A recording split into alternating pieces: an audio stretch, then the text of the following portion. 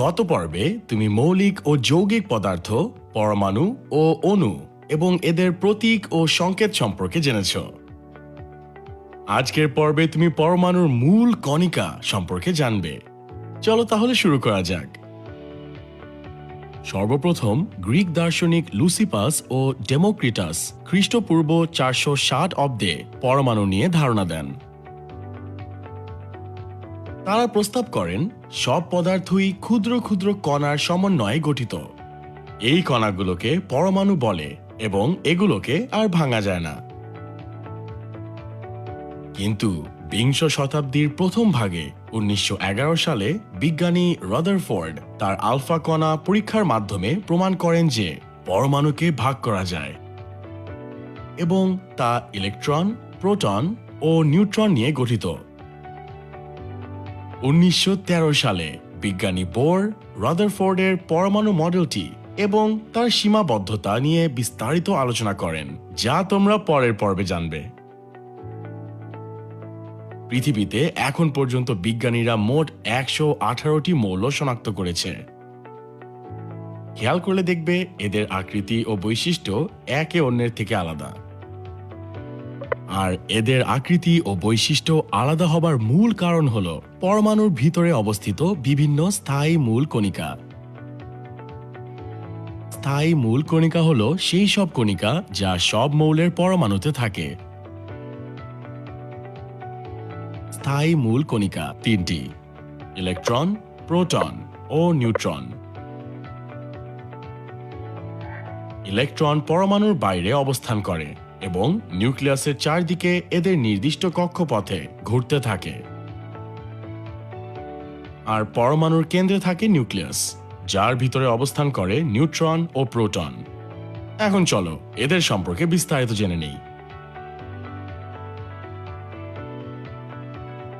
Electron হলো পরমাণুর নিউক্লিয়াসের বাহিরে নির্দিষ্ট শক্তি স্তরে ঋণাত্মক আধানযুক্ত একটি স্থায়ী মূল কণিকা।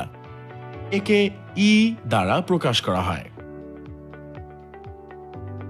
1897 সালে বিজ্ঞানী জে থমসন ইলেকট্রন আবিষ্কার করেন। ইলেকট্রন একটি নেগেটিভ চার্জ যুক্ত কণিকা এবং এর চার্জ -1.602 ইন্টু 10⁻⁻19 কুলম্ব। ইলেকট্রনের ভর অত্যন্ত সামান্য। একটি ইলেকট্রনের ভর 9.11 ইন্টু 10⁻⁻28 গ্রাম, যা একটি হাইড্রোজেন পরমাণুর ভরের 1837 ভাগের 1 ভাগ, এবং এটি পরমাণুর নিউক্লিয়াসের বাইরে থাকে, যা তুমি একটু আগে জেনে এসেছো।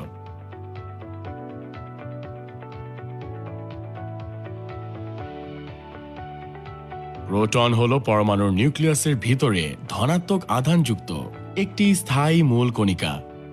একে পি দ্বারা প্রকাশ করা হয়। 1919 সালে বিজ্ঞানী রাদারফোর্ড প্রমাণ করেন যে প্রোটন পরমাণুর একটি সাধারণ উপাদান। এটি পজিটিভ চার্জযুক্ত কণা।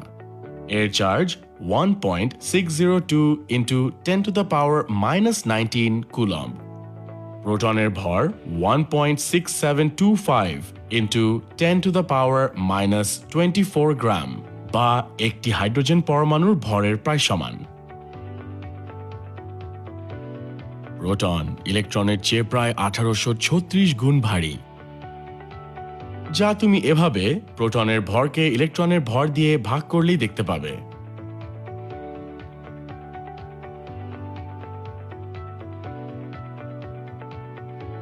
নিউট্রন হলো পরমাণুর ক্ষুদ্রতম চার্জ নিরপেক্ষ কণিকা, যা নিউক্লিয়াসের ভেতরে অবস্থান করে। একে এন দ্বারা প্রকাশ করা হয়। 1932 সালে বিজ্ঞানী চ্যাডউইক নিউট্রন সম্পর্কে ধারণা দেন। নিউট্রনের কোনো চার্জ নেই বলে নিউট্রন একটি চার্জ নিরপেক্ষ কণা। নিউট্রনের ভর 1.675 ইন্টু 10⁻⁻24 গ্রাম, বা হাইড্রোজেন পরমাণুর ভরের প্রায় সমান। নিউট্রন ইলেকট্রনের চেয়ে প্রায় 1839 গুণ ভারী, যা তুমি এভাবে নিউট্রনের ভরকে ইলেকট্রনের ভর দিয়ে ভাগ করলেই দেখতে পাবে। আশা করি এবার তুমি পরমাণুর মূল কণিকা অর্থাৎ ইলেকট্রন, প্রোটন ও নিউট্রন সম্পর্কে ভালো মতো আইডিয়া পেয়ে গিয়েছো। এবার এদের বৈশিষ্ট্যগুলো স্ক্রিন পজ করে এক নজরে দেখে নাও।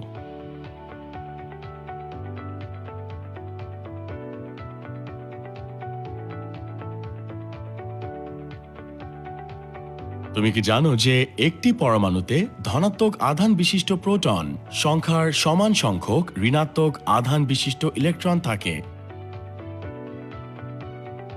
আর এই প্রোটন সংখ্যা ও ইলেকট্রন সংখ্যা সমান হওয়ায় এবং নিউট্রনের কোনো চার্জ না থাকায় পরমাণু চার্জ নিরপেক্ষ হয়ে থাকে।